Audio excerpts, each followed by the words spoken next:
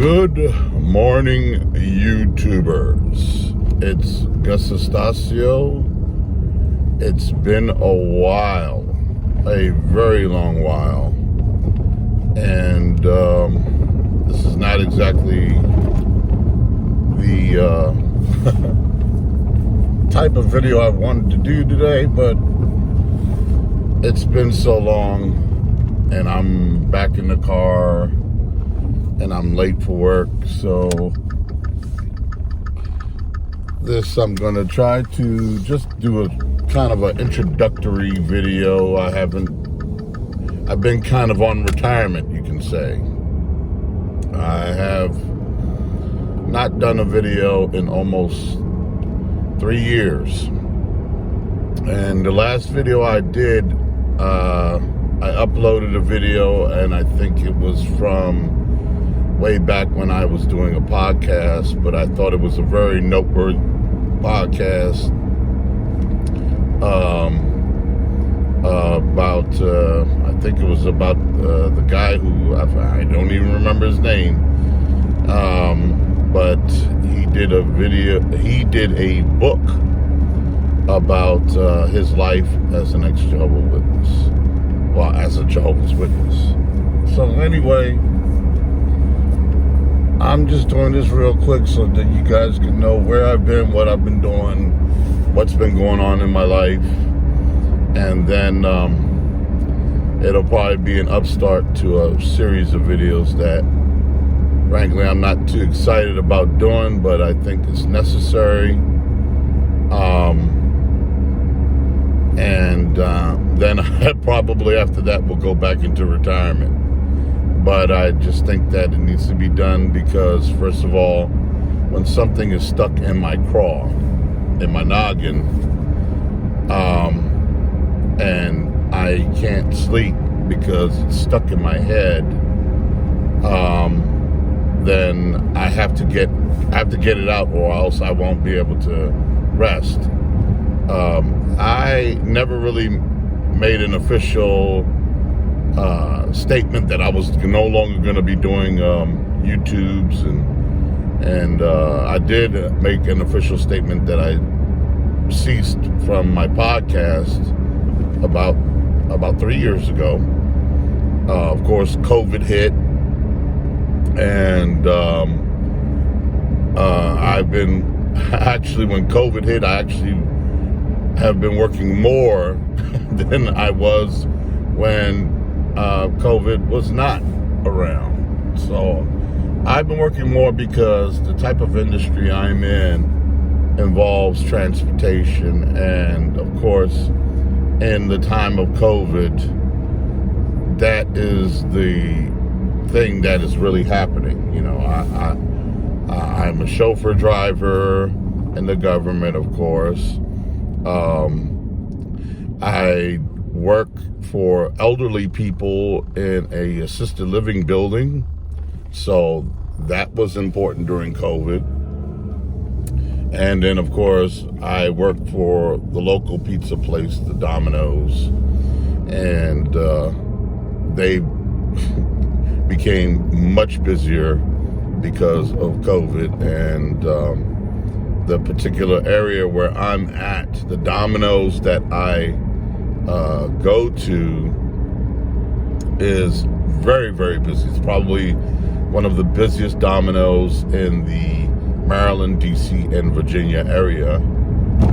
And then on top of that, with that Domino's, what happened was that the local Pizza Hut went out of business, and so we became even more busier.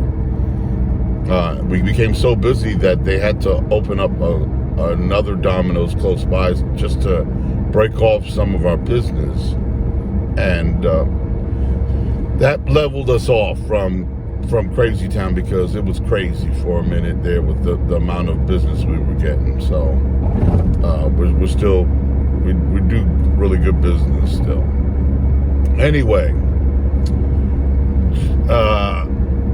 I will be talking about ex-Jehovah's Witnesses in the near future. I will be talking about John Cedars, which is just the big thing right now, John Cedars issue. I will be talking about how Kim and Mike have something to do with that.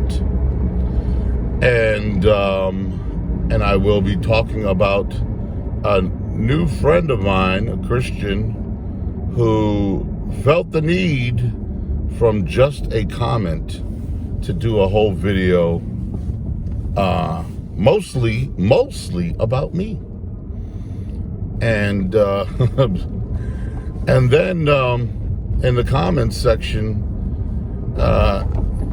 he was backing off of some of that stuff, right? Jude 3 and Laura. That's their and I won't be saying so much about one of my other Christian friends. I understand she is having a tough time the last couple years. And even though I feel absolutely backstabbed by her, you have to give people grace. And I'm giving her grace because, one, she's never been involved in apologetics. She has had some issues with the area of apologetics. And so I'm not going to say, I'm going to do her a solid, but not a complete solid, because I do think a few things need to be said. I'm not mentioning her for now, but she has been used by others, by Laura, not Laura, but Jude 3, in my face, and he, of course, misused some of the things that she had said. He was trying to use her comments to me about Mike and Kimmy, and my comments were not about Mike and Kimmy, that she took issue with. And anyway, let's talk about what's happened in the last 3 years. I have been more embroiled in politics.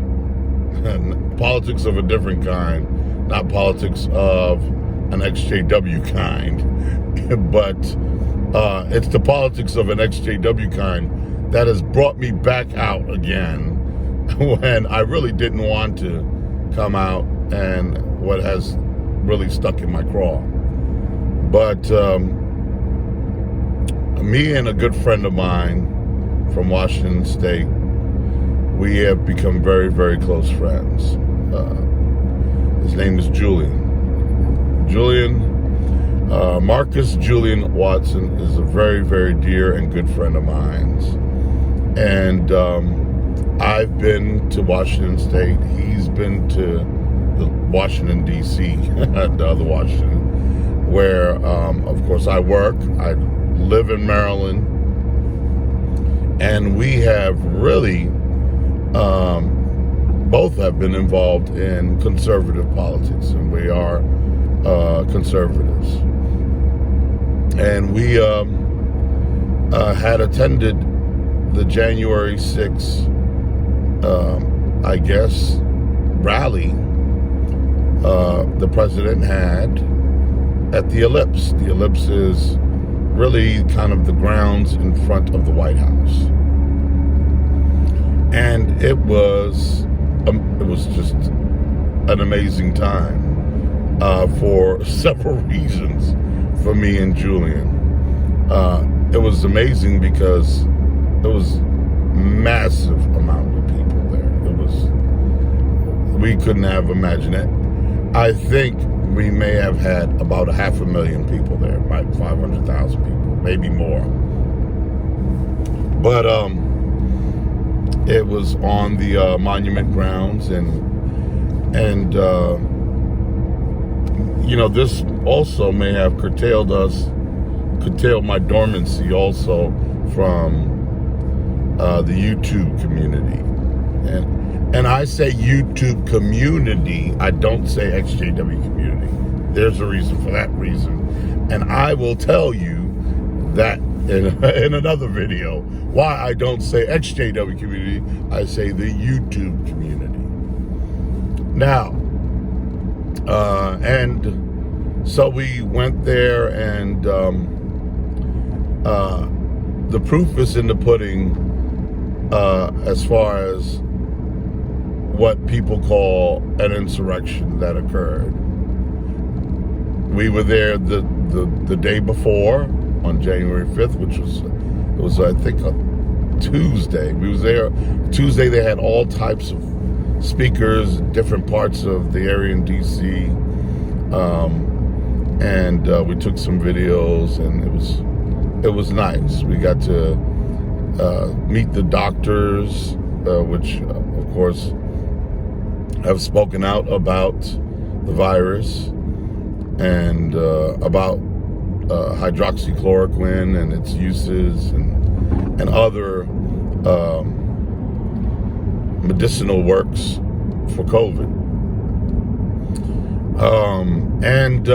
So we was there at the Ellipse, and I will say that there was not great planning there, but we was stuck in that mass of people for some time, and I remember my feet were killing me, but we literally had to stay in just this one area that we got caught in, and we was like, okay, this is where we're gonna stay, and this is where we're gonna see the rest of the rallies. And they had different speakers, and then finally the president came, and we didn't know when the president was gonna show up, but he finally did, and when he spoke, all the stuff that people say that happened at the Capitol, he was still speaking at the Ellipse, which is near the White House, in front of the monument grounds.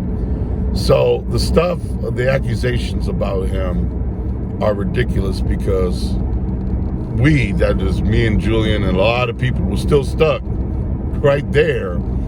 And after he said, let's go and peacefully make our voices heard, peacefully protest, by the time me and Julian actually to walk to the Capitol, by the time we got there, everything was over. All the stuff that happened was done. The police had came, there was barricades, people couldn't access the Capitol area, and whatever happened already happened, and that's how fast everything happened. Literally, so we walked on our way to get a car. My car was nearby, and by the time I got my car to the Capitol, it was done. Now, after that was done, we was kind of stuck around, and me and Julian was there for like a whole week. And I have actually got a hotel room in Virginia, not too far, and we got to go see all the monuments, and we got to see the World War II memorial, the Korean War memorial. I mean, all the memorials.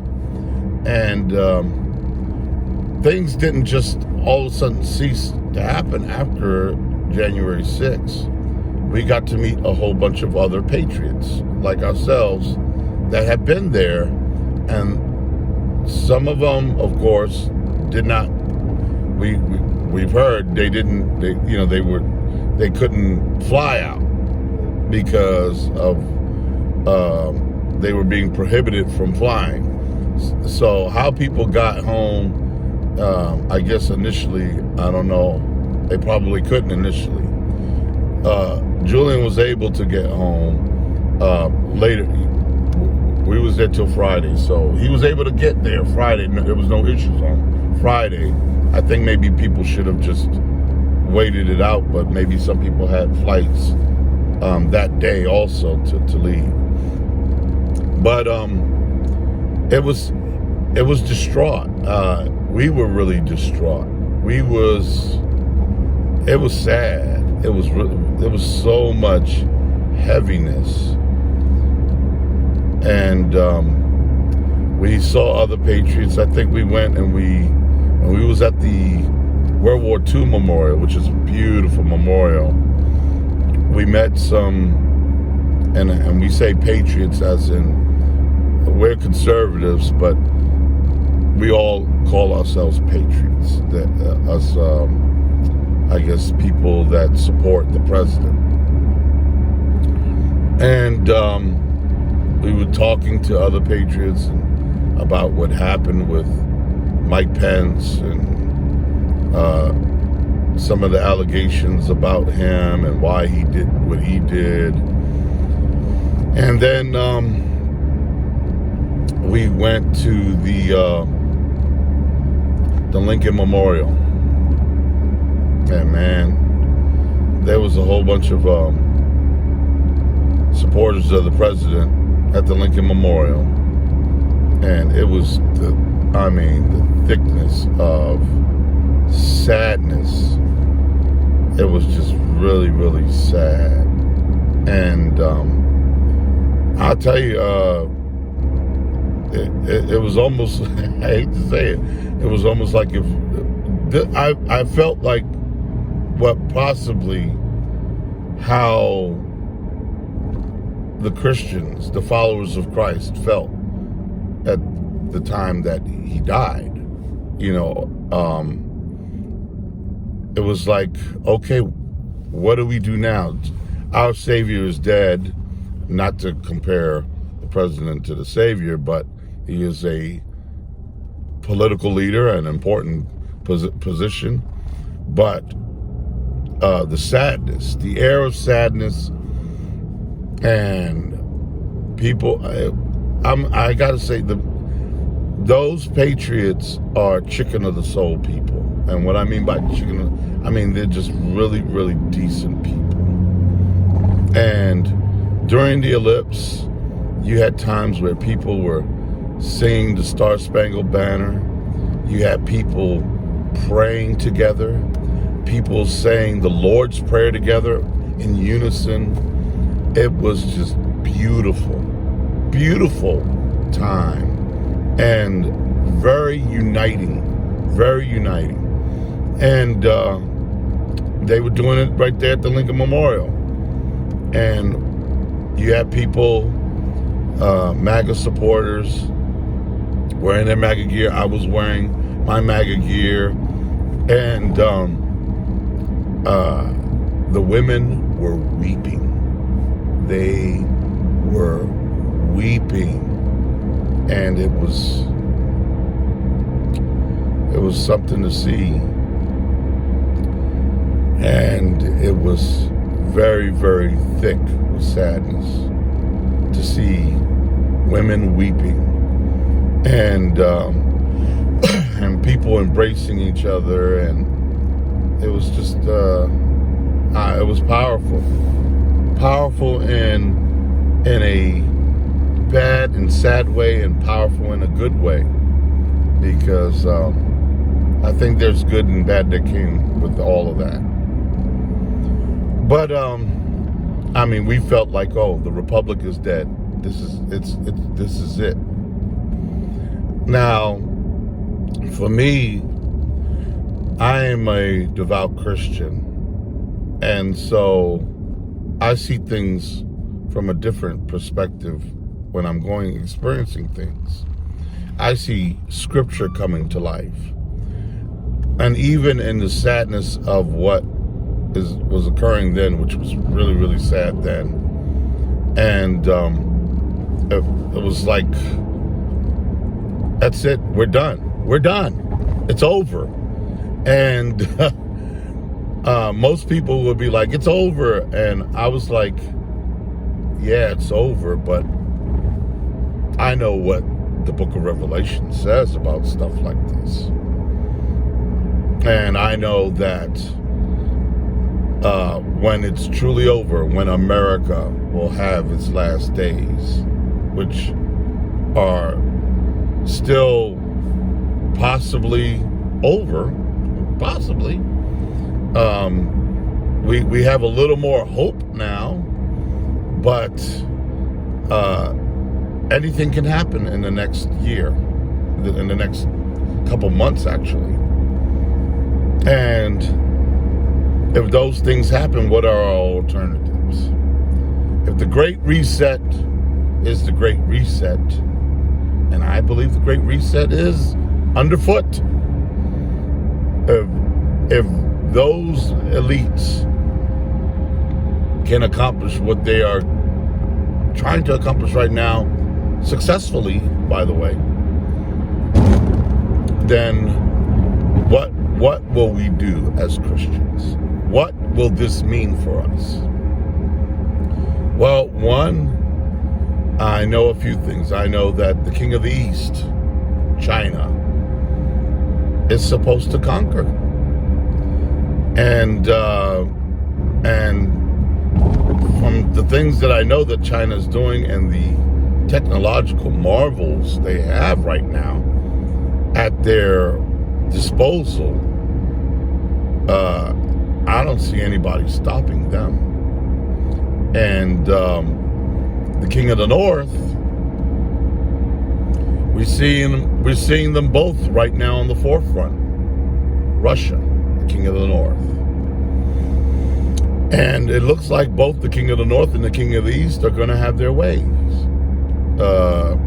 Right now, the King of the North is occupying Ukraine and taking it over. And just waiting. And the King of the East and the North are working together, by the way. And we know that when the King of the East may now possibly inhabit Taiwan. I don't see why they wouldn't.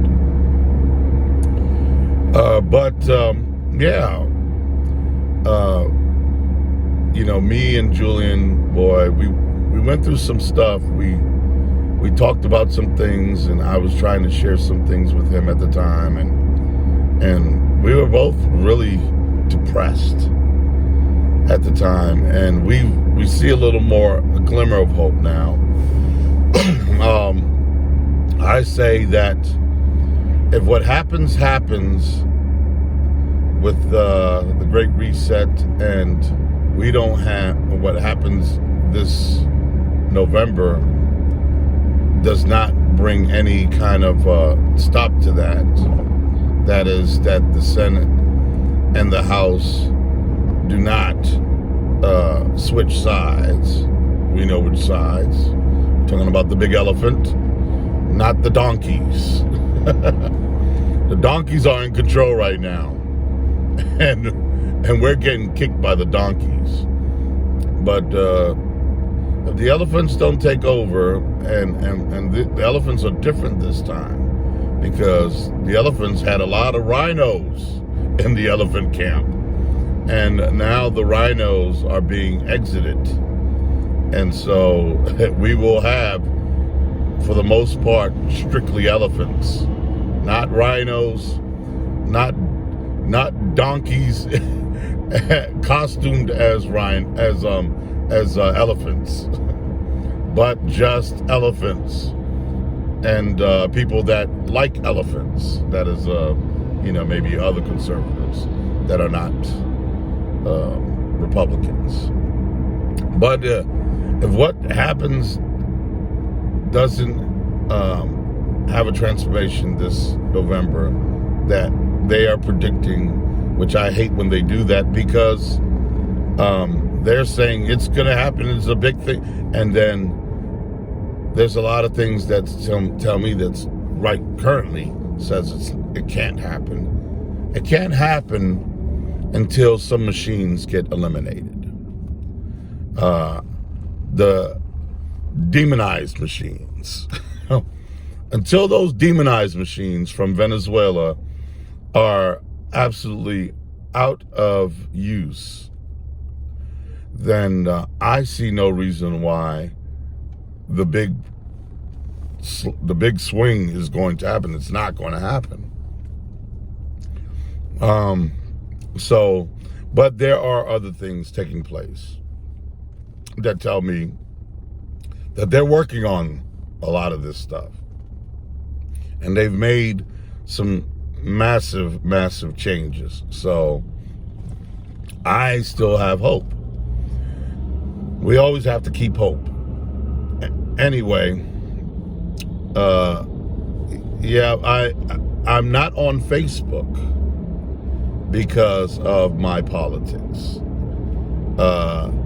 Mark Zuckerberg got rid of me. I was too vocal about black lesbian Marxists. So that's what I call that group, the black lesbian Marxists, which now have left the group because they've all made their riches, and the group is now in disarray, but has been now reformed and by Soros owners, for those of you who know that guy. So the black lesbian Marxists, one of them actually is an ex-Jehovah's Witness. Bet you didn't know that. One of the BLM original people was an ex-Jehovah's Witness. And I can't remember her name for the life of me. It's not Garza. It's I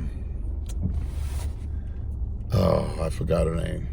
Garza is one of them, but she's not the ex-witness. It's the other one. Anyway, yeah. So that's what we went through our big day, and we've had discussions ever since, and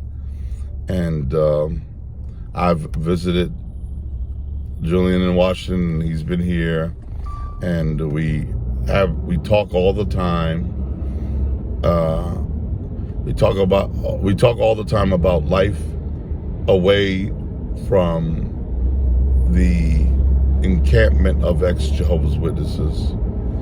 We're always keeping an eye on a few things, which is why I'm here.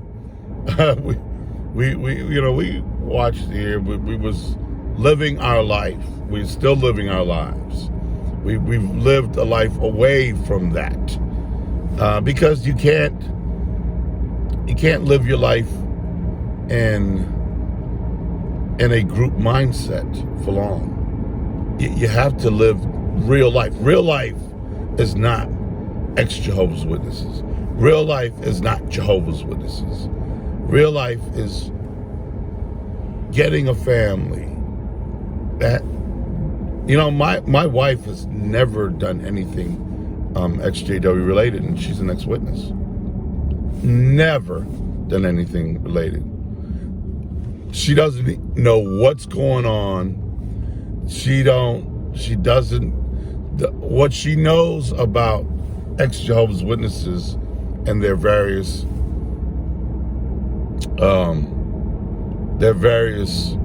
groups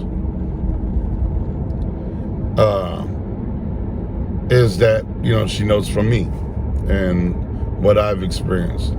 But she's not even that interested in it. I know a couple of ex-Jehovah's Witnesses that just, they were involved a little bit and they're gone. And the whole families are gone.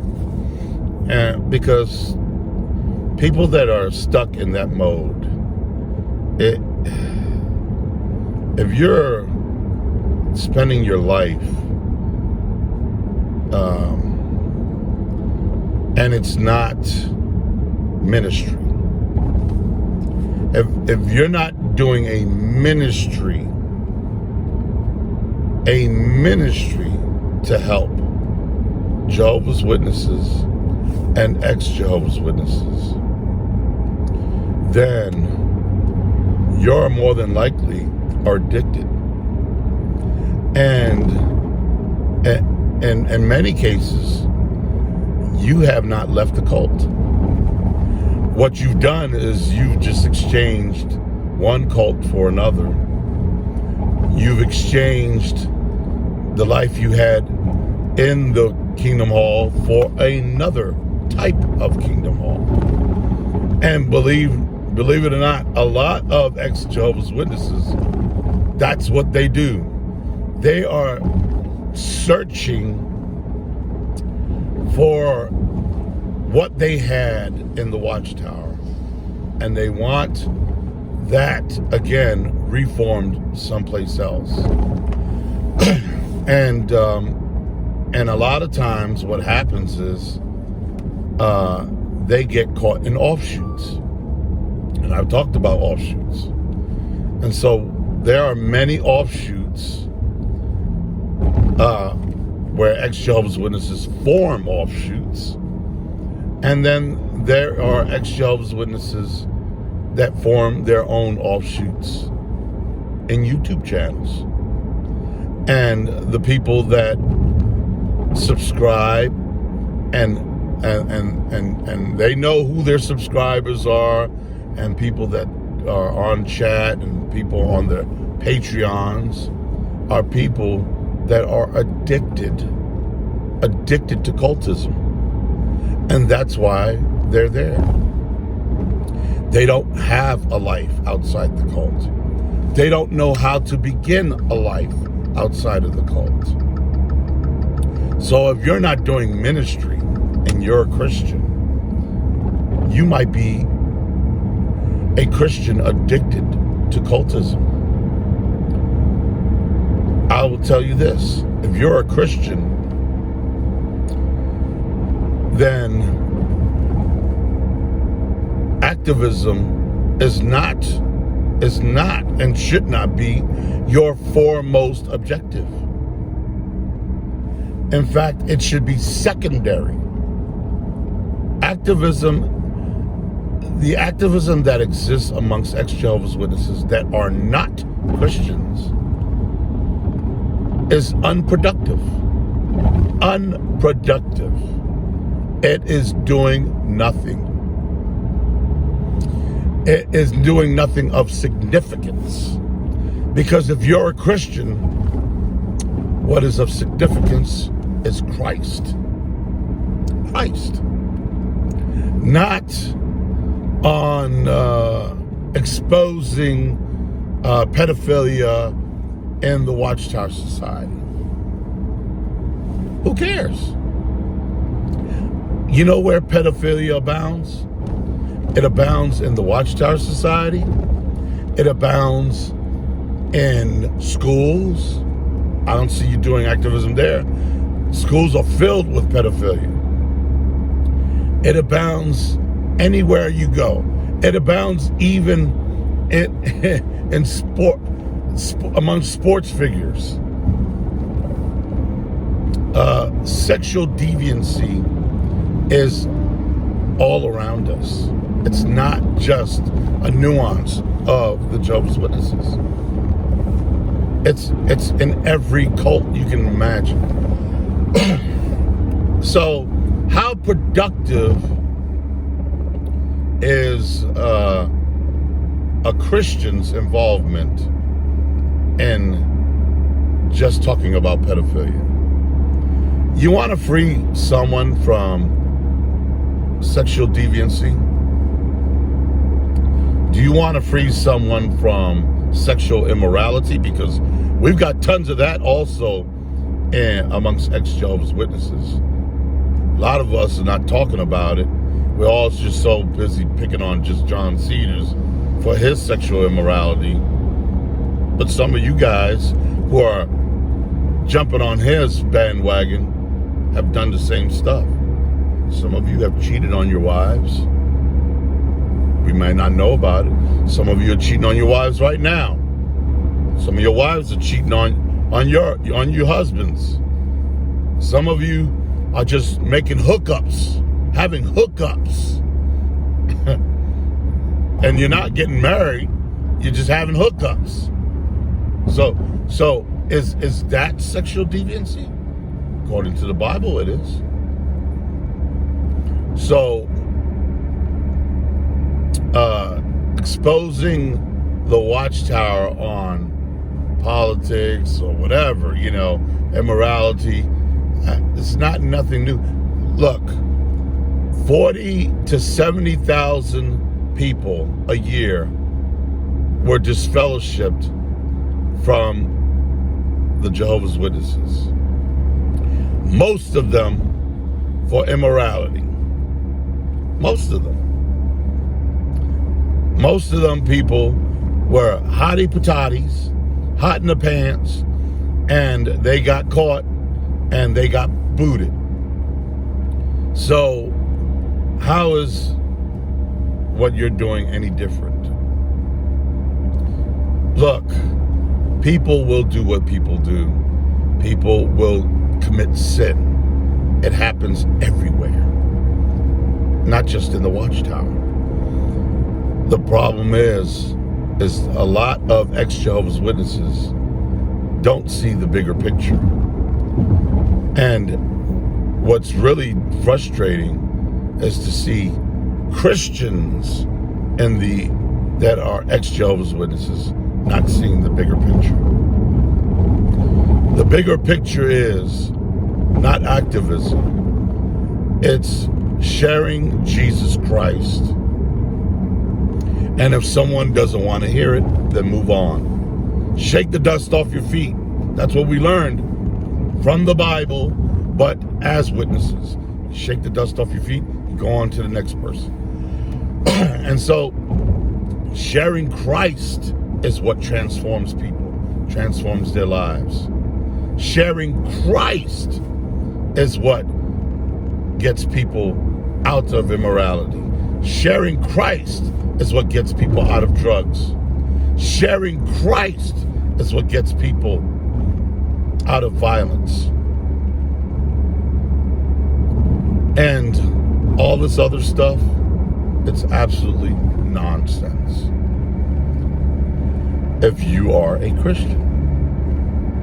Because what you're doing is you're trying to put the cart over the horse, not the horse over the cart. You're doing things backwards. And that's going to be it for me for today. That's I guess a little bit of what I've gone through, me and my buddy Julian, and just a small message, but a precursor to what's really going to come, because I want to talk a little bit about the leaven of the cultic Ex-Jehovah so-called community. The leaven. That they think that they are unified, and really everything says that they're not. In fact, John Cedars is proof of that. And yet you guys are jumping all over his case for stuff that you guys are guilty of. I know that you guys are guilty of some of this stuff. And some of you guys are guiltier because you know better. And you're trying to destroy someone who's already been destroyed. Now that is an unchristian thing to do. You know, all involved in somebody's business. And then on top of that, when the person has come clean and him and his wife are already having discussions about this, which are none of our business, by the way. None of our business. You want to now, that's not enough. You want to convict him of crimes. You want to try to accuse him of stuff which the law says he's innocent until proven guilty. Because you guys have hatred in your hearts. Hatred. The stuff that I'm being accused of, hatred, is the stuff that you guys have. And you're heaping on the leaven of the cultic Ex-JW community. Some of you guys are elders and overseers of this little idea of group mindset that you have, where you feel that no one can tell you, don't tell me. Isn't that right, Jude 3? And yet the first thing you do when you tell someone, don't tell me, or don't talk about us in the Ex-JW community, is then you start talking about them, right? You make a video about them. A bunch of hypocrites. You're hypocrites. By the way, I send out my email address to people all the time and say, let's talk about this. I send it to Jude 3. I send it to Mike and Kim when I wanted to make peace, and they never emailed me back when I said, let's make peace. Never. No. I sent it to them so that we can have a conversation. But these people, even the Christians, don't want to have conversations because you're guilty of the gaslighting you put on others. You're guilty of it. Anyway, that's it. That's my rant. I'm almost going to be at work, and it's 41 minutes, and I really don't like to go past a half an hour. You all have a blessed day. I'm back. Every time I try to get out, they pull me back in. Right? Oh boy. But I'm back for a short period of time. I've got a few things that I need to say and I need to share, and some stuff that you guys don't know what's happening. Some stuff that needs to be rehashed, because you people think that some of the people that you're supporting over coffee are innocent. Yeah, that good coffee might have a little bit of urine in it. You have a take care. Bye-bye.